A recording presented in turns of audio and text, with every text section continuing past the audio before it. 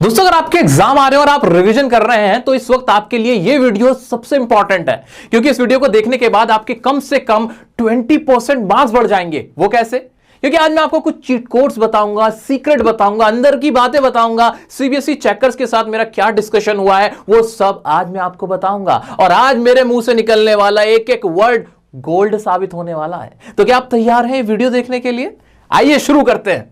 Paper सीधा शुरू करना चाहिए कि उल्टा?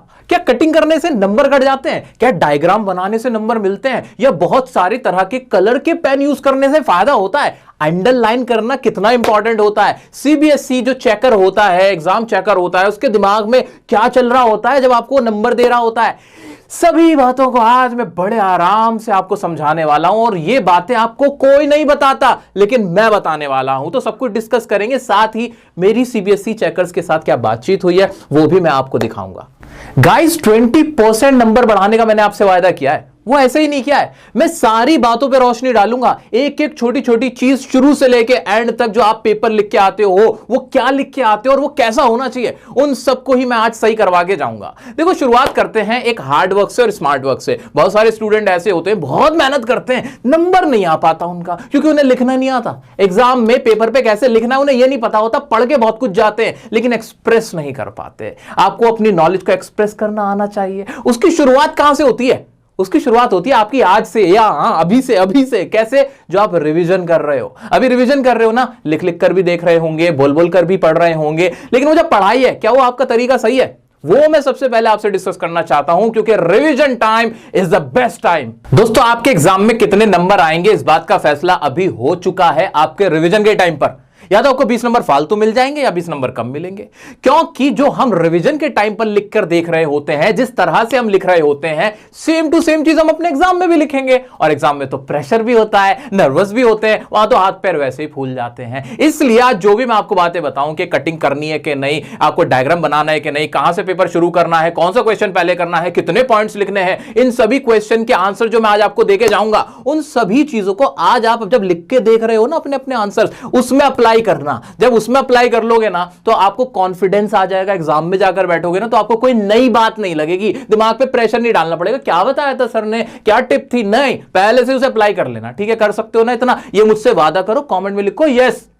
बहुत सारे स्टूडेंट एग्जाम के दिन भी लेट जाते हैं, और वो लेट इसलिए हो जाते हैं क्योंकि उनकी आंख नहीं खुल पाती। उनकी आंख इसलिए नहीं खुल पाती क्योंकि वो सो नहीं पाते। वो सो इसलिए नहीं पाते क्योंकि उनको भूख नहीं लगती है, और उनको भूख इसलिए नहीं लगती क्योंकि उनको टेंशन हो रही होती है। और टेंशन हो रही होती है तो माइंड को रिलैक्स रखो, कूल रहो।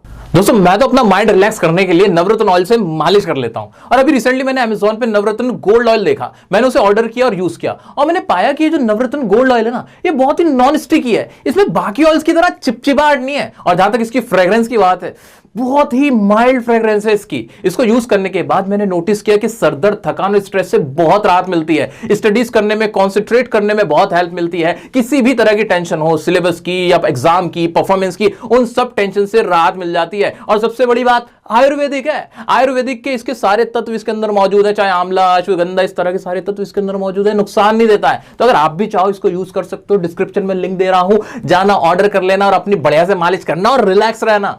तो भाई, एग्जाम सेंटर कम से कम 15 मिनट पहले आपको पहुंच जाना चाहिए, वहां पहुंच जाओ। ठीक है, अब आप अपने एग्जाम हॉल में बैठ गए हो और वहां पे आपको क्वेश्चन पेपर थमा दिया गया है। अब बोर्ड स्टूडेंट्स के पास ये ऑप्शन होता है कि उन्हें 15 मिनट पढ़ने का टाइम मिलता है। अब बहुत सारे लोग आ जाते हैं, बहुत सारे ऐसे आपके दोस्त, साथी, आपके सीनियर्स आपको बोलेंगे कि उस 15 मिनट में ना आंसर सोचने लगो, लिख लो, ये कर लो, वो कर लो। नहीं भाई नहीं, यहां पे कोई शॉर्ट ट्रिक मत लगाना, ओवर स्मार्ट मत बनना। पता है क्या होता है, हम बहुत बार ऐसा कर देते हैं कि हम क्वेश्चन ही ठीक से नहीं पढ़ते और उसका आंसर कुछ का कुछ लिख के आ जाते हैं। कोई पेपर ऐसा आ रहा होगा जो ट्रिकी पेपर होगा, उस सेशन का या उस सीजन का, आपके लिए जानबूझ के ऐसा क्वेश्चन डाला होगा जहां एक छोटा सा वर्ड आपका पूरा आंसर चेंज कर सकता है। आपने क्या किया, उन 15 मिनट को सही से पढ़ने में ना लगाकर आंसर सोचने में और लिखने में लगा डाला, जहां पे आपने सारा एकदम गुड़ गोबर कर दिया। ऐसा मत करना। आपको करना क्या है, 15 मिनट क्वेश्चन पढ़ने को दिए ना, किसी ने सोच समझ के दिए। आप 15 मिनट आराम से पढ़ो, रिलैक्स होके, ये सोच के कि क्या क्वेश्चन में पूछा गया है, बस ये पढ़ना है आपको आराम से, रिलैक्स होके।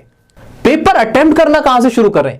क्या 1 2 3 शुरुआत से शुरू करें सीक्वेंस वाइज, या उल्टा पेपर शुरू कर दे 10 9 8 7, या फिर जो आंसर सबसे ज्यादा अच्छे से आता है वो पहले अटेम्प्ट करें? इन सभी सवालों का एक जवाब है जो मैंने आपके लिए सीक्रेटली पता किया है। वो ये है कि जितने भी पेपर चेकर्स होते हैं वो चाहते हैं उनको आसानी हो पेपर चेक करते वक्त, क्योंकि उनके पास बहुत सारी शीट्स होती हैं। अगर आप सीक्वेंस वाइज आंसर लिखते हो तो उनको आसानी होती है, वो पेपर को ज्यादा अच्छे तरीके से चेक कर पाते हैं। लेकिन अगर आपने कोई सवाल का जवाब कहीं लिखा है, किसी सवाल का जवाब कहीं लिखा है, उसमें पेपर चेकर्स भी कंफ्यूज हो जाते हैं और हो सकता है कि कोई ना कोई आंसर स्किप हो जाए। तो अगर आपको अच्छा इंप्रेशन डालना है तो पहली प्रायोरिटी तो यह है कि आप सीक्वेंस वाइज पेपर को अटेम्प्ट करें। पहला क्वेश्चन पहले, सेकंड, थर्ड, फोर्थ, इस तरीके से करें। अगर आप ऐसा नहीं करना चाहते, आपको आंसर बिल्कुल नहीं आता, आप कंफ्यूज हो, तो सेकंड चीज यह याद रखें कि अगर कोई भी आप बीच में से क्वेश्चन उठा रहे हो, मान लो फोर्थ क्वेश्चन का आंसर आप पहले लिख रहे हो, तो फोर्थ के बाद फिफ्थ करने की कोशिश करो, सिक्स करने की कोशिश करो, वहां सीक्वेंस फॉलो कर लो। मान लो फर्स्ट क्वेश्चन था, फर्स्ट के 3 पार्ट थे, तो ऐसा करो कि तीनों पार्ट के आंसर एक साथ लिखो। ऐसा नहीं कि फर्स्ट क्वेश्चन के फर्स्ट पार्ट का आंसर यहां लिख दिया और लास्ट में पेपर के एंड में जाके सेकंड का आंसर लिख दिया। ऐसा मत करना, जो आपका पेपर चेक करे उसको कंफ्यूज मत करना। तो यह है बेस्ट एक टेक्निक। अगर आप पेपर अटेम्प्ट कर रहे हो तो इन बातों का ख्याल रखते हुए आपको पेपर अटेम्प्ट करना है। एक और चीट कोड मैं आपके सामने रिवील करने जा रहा हूं, ध्यान से सुनिए। आपके एग्जाम में इस तरह का क्वेश्चन जरूर आता है, राइट एनी 4 पॉइंट्स, किन्हीं 4 बातों को लिखिए, किन्हीं 3 बातों को लिखिए, तो वहां आपसे पॉइंट पूछे जाते हैं, है कि नहीं? इस तरह के क्वेश्चन में कोशिश करो कि हमेशा 1 पॉइंट फालतू लिख कर आओ। ऐसा क्यों कि अगर मान लो आपके उन 4 पॉइंट्स में 1 पॉइंट गलत भी हो गया तो एग्जामिनर इतना कर देगा कि उस पॉइंट को कंसीडर ना करके आपको 1 नंबर एक्स्ट्रा दे देगा आपके एक्स्ट्रा पॉइंट के लिए। तो यह काम जरूर करके आना, अंदर की बात है, किसी को बताना मत, लेकिन करके जरूर आना। कभी भी पॉइंट्स में आंसर करना हो तो 1 पॉइंट एक्स्ट्रा करना है। एक टॉपर की आंसर शीट में और एक एवरेज स्टूडेंट की आंसर शीट में एक सबसे बड़ा डिफरेंस यह होता है कि एक टॉपर ना डायग्राम बनाता है, डायग्राम का सहारा लेता है, वो भी पेंसिल से।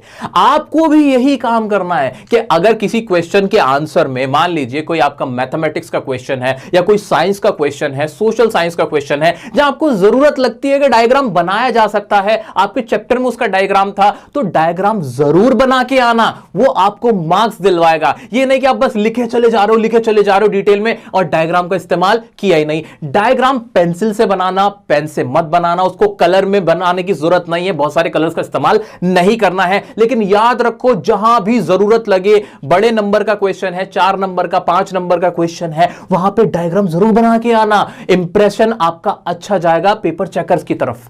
कौन से कलर के पेन का इस्तेमाल करें आंसर लिखते हुए जो हमारा आंसर बहुत अच्छा दिखे? याद रखिए, नीला, पीला, काला, हरा, बहुत सारे कलर्स को यूज करने की कोई जरूरत नहीं है। अगर आपने आंसर सही लिखा हुआ है तो आपको पूरे नंबर मिलेंगे। ज्यादा से ज्यादा आप ब्लैक कलर का इस्तेमाल कर सकते हो हाईलाइट करने के लिए हेडिंग्स को, बस, और कोई जरूरत नहीं है बहुत सारे पेन यूज करते हुए और अपना टाइम वेस्ट करते हुए। एक और सवाल, क्या अंडरलाइन करने से मुझे बहुत ज्यादा नंबर मिल जाते हैं? नहीं, सीधी सी बात है भाई, अंडरलाइन करते हुए अपना टाइम वेस्ट मत करना। ऐसा जरूरी नहीं है कि आप अंडरलाइन ही करो सारे की पॉइंट्स को और उसमें अपना टाइम वेस्ट करो। हां, अगर आपके पास टाइम बच गया है, फालतू बैठे हुए हो, खाली बैठे हो पेपर करके, तो आप अंडरलाइन कर सकते हो, लेकिन यह जरूरी नहीं है कि अंडरलाइन करना ही है। दोस्तों, आगे बढ़ने से पहले मैं दिखाना चाहूंगा कि क्या मेरा डिस्कशन हुआ था सीबीएसई चेकर्स के साथ। आइए देखते हैं उसकी कुछ झलकियां। दोस्तों, मेरे साथ हैं फहीम सर, जिनको 30 ईयर्स से ज्यादा टीचिंग एक्सपीरियंस है, पीजीटी कॉमर्स है और सीबीएसई चेकर भी हैं। ये हमें बताएंगे हमारे सर कि कैसे हमें एग्जाम में किन किन बातों का ख्याल रखना है अपना पेपर देते हुए। First of all, he reach the centre in time and it is advisable to check the centre 1 day before so that last moment he don't go in panic। जब बच्चा आंसर लिखते वक्त कोई डायग्राम बनाता है या कोई फिगर बनाता है उस आंसर को दिखाते हुए, तो क्या आपको लगता है उससे फर्क पड़ता है? Yes, it actually depends totally on the subject. Like in business studies, if he is giving the picture, that will give the positive effect while checking the answer sheets. If it is very good if he is giving the diagram of the related topic. अच्छा, अगर मुझे 4 में से 4 number लाने हैं question के अंदर sir, और थियोरी का वो क्वेश्चन है, चाहे वो कोई भी सब्जेक्ट है, इंग्लिश है, बिजनेस है या कोई भी सब्जेक्ट है, तो आपको क्या लगता है उस 4 नंबर के आंसर में मुझे ऐसा क्या लिखना चाहिए जो मुझे 4 में से 4 नंबर मिल जाए? देखिए, जो कंटेंट है ना, उसे कंटेंट लिखना ही पड़ेगा। जो क्वेश्चन है उसका आंसर देना ही पड़ेगा, इर्रेस्पेक्टिव के कितना उसने ज्यादा वर्ड लिखे कितना कम लिखे। लेकिन उसको टू द पॉइंट हो, जो बात पूछी गई है उसी पे वो कंसंट्रेट करें, उसी पे कंसंट्रेट करें उसके अलावा इधर उधर दिखेगा तो मार्क्स नहीं मिलेंगे। उसके माइंड में ये है कि ज़्यादा लिखूंगा ज़्यादा मार्क्स मिलेंगे, नहीं, it should be content oriented. एक और सवाल होता है बच्चों का कि वो क्या करते हैं, स्पेस बहुत छोड़ते हैं जब अपना आंसर लिख रहे होते हैं, तो काफी साफ सुथरा दिखाने के चक्कर में बहुत ज्यादा लाइन छोड़ने लगते हैं, शीट्स ज्यादा भरने लगते हैं। उन्हें ऐसा लगता है कि अगर उन्हें शीट ज्यादा भरी हैं तो उनको ज्यादा मार्क्स मिलेंगे। क्या ऐसा कुछ होता है? नहीं, ऐसा बिल्कुल नहीं है। वेस्टेज ऑफ पेपर है, वेस्टेज ऑफ टाइम है, इसको अवॉइड करना चाहिए।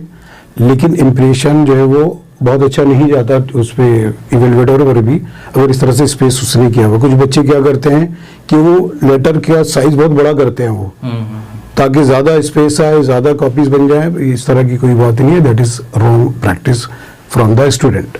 लिखो लंबा लंबा, बना दो फर्रे जितने बनाने, नहीं मिलने नंबर। जी हां, अगर आपने की पॉइंट्स नहीं डाले, की पॉइंट्स डाल दिए, 4 लाइन लिख दी, मिल गए 4 नंबर। जी हां, ये सच कह रहा हूं मैं आपसे, यही कहा जाता है सीबीएसई चेकर्स को। अंदर की बात है जो मैं आपको बता रहा हूं। अगर आपने किसी क्वेश्चन के आंसर में उसके की पॉइंट्स डाले हैं, की पॉइंट्स का मतलब क्या है? मान लीजिए आपका कोई इंग्लिश का चैप्टर था, उस चैप्टर के अंदर कुछ ऐसे वर्ड्स होते हैं, कुछ ऐसी वोकैबुलरी होती है जो उस चैप्टर से रिलेटेड ही होती है, वो अगर आपने वहां क्वेश्चन के आंसर देते हुए लिख दी है तो आपको नंबर मिल जाएगा। लेकिन अगर आपने पूरी पूरी कहानी लिखी लेकिन वो वर्ड नहीं डाला तो आपको नंबर नहीं मिलेंगे। तो याद रखना, लेंथ पे फोकस मत करना, की पॉइंट्स पे फोकस करना। और उसका तरीका क्या है? जैसे कि मैंने पहले ही कहा था, रिवीजन डिसाइड कर देगी कि आप कहां जाने वाले हो। अपने रिवीजन के टाइम पर जिस भी चैप्टर की आप प्रैक्टिस कर रहे हो, चाहे साइंस हो, मैथमेटिक्स हो, कोई भी, मैथमेटिक्स में तो आपके फॉर्मूले हो जाते हैं, लेकिन कोई भी थ्योरी पेपर जाता है, थ्योरी पेपर है साइंस, आपका इंग्लिश हो गया, सोशल साइंस हो गया, इस तरह के पेपर्स में हर चैप्टर के कुछ ना कुछ की पॉइंट्स होते हैं। उन की पॉइंट्स को अलग से याद करो, अलग से लिख लिख कर देख लो, ताकि एग्जाम के अंदर अगर उससे रिलेटेड क्वेश्चन आए वो जरूर लिख के आ जाओ।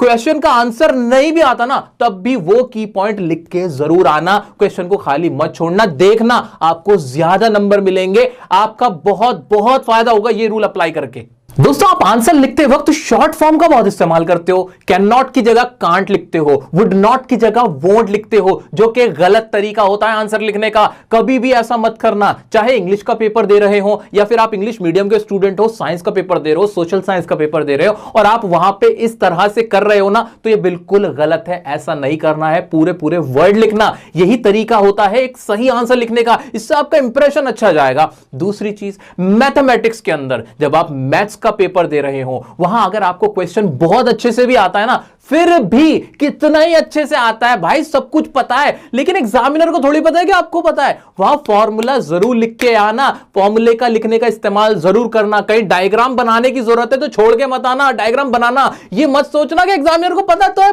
भाई का पेपर है, हमें सब आता है ना। भाई उसे नहीं पता, उसे नहीं पता ये पेपर किसका था, किसकी शीट थी। आप डायग्राम जब बनाने की जरूरत हो किसी क्वेश्चन के अंदर, डायग्राम बनाओ, फॉर्मूला हमेशा लिख के आओ। कोई क्वेश्चन है मैथमेटिक्स का, आपको उसका आंसर नहीं पता है, तब भी फॉर्मूला लिख के आ जाना, खाली छोड़कर कभी मत आना। ऐसे ही साइंस की अगर मैं बात करता हूं, साइंस में भी इक्वेशंस होती हैं, डायग्राम होते हैं, अमीबा के, ना जाने किस किस के, दिल के, जिगर के, बहुत सारे आपको डायग्राम बनाने होते हैं ना। तो अगर हार्ट के ऊपर कोई क्वेश्चन आए तो हार्ट का डायग्राम भी आपको बनाना आना चाहिए, पेंसिल से वो भी बना के आना। एग्जामिनर को मौके देना कि हां भाई हमें नंबर दे दो, हम नंबर लेने लायक हैं, ऐसा आपको जरूर करना है। और दोस्तों, घबराने की जरा भी जरूरत नहीं है। आपको कोई भी डाउट आता है, कोई भी अभी भी कंफ्यूजन होती है ना, आप मुझे इंस्टाग्राम पे पूछ सकते हो। मैं सिर्फ और सिर्फ आपके लिए मेहनत कर रहा हूं। ये चीट कोड्स, ये डिस्कशन जो मैं सब कुछ कर रहा हूं, सिर्फ और सिर्फ आपके लिए किए जा रहे हैं। तो अगर आपको कोई प्रॉब्लम है तो मैं हमेशा आपके लिए हाजिर हूं। अब इंपॉर्टेंट बात, थियरी पेपर से रिलेटेड, अगर कोई भी आपका थियरी पेपर है जिसमें आपको क्वेश्चन नहीं सॉल्व करने होते, आंसर्स लिखने होते हैं, इस तरह के पेपर्स के अंदर आप कोशिश करो कि लंबी लंबी कहानियां मत लिखो,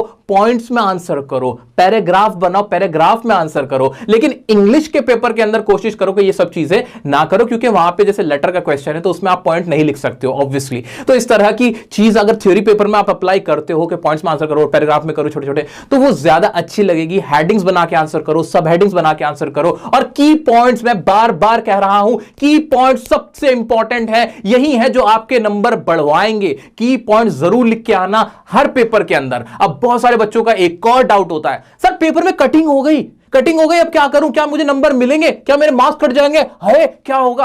अरे कोई फर्क नहीं पड़ता, थोड़ी बहुत अगर आपसे कटिंग हो गई फर्क नहीं पड़ता। लेकिन याद रखना, अगर आपने बहुत कटिंग कर दी है तो ये टीचर पे डिपेंड करता है, चेकर पे डिपेंड करता है कि उस पे इसका क्या इंप्रेशन पड़ता है। अगर कटिंग होने के बावजूद आंसर सही लिखा है तो पूरे मार्क्स भी मिल जाएंगे, लेकिन अगर कटिंग कर रखी आंसर सही भी है तो हो सकता है कि आपका मार्क वहां पे कट हो जाए, आधा नंबर 1 नंबर फ्री में आपका निकल जाए वहां से। तो कोशिश करना खुला खुला लिखो, कटिंग की जरूरत ना पड़े, स्पेस आपको छोड़ना है, 2-3 लाइन का स्पेस छोड़ना है। ऐसा नहीं करना कि पूरे पूरे आप पेजेस छोड़ रहे हो स्पेस के नाम पर, नहीं, बिल्कुल मिला मिला के नहीं लिखना है। स्पेस बहुत ज्यादा भी नहीं छोड़ना है, 2 से 3 लाइन बस, दैट्स इट। एक पेज पे एक क्वेश्चन का आंसर लिखो, पेज चेंज करो, वो बेटर रहेगा। एक और इंपॉर्टेंट पॉइंट, अगर आपकी हैंडराइटिंग खराब है, मेरे जैसी है, फिर क्या करोगे?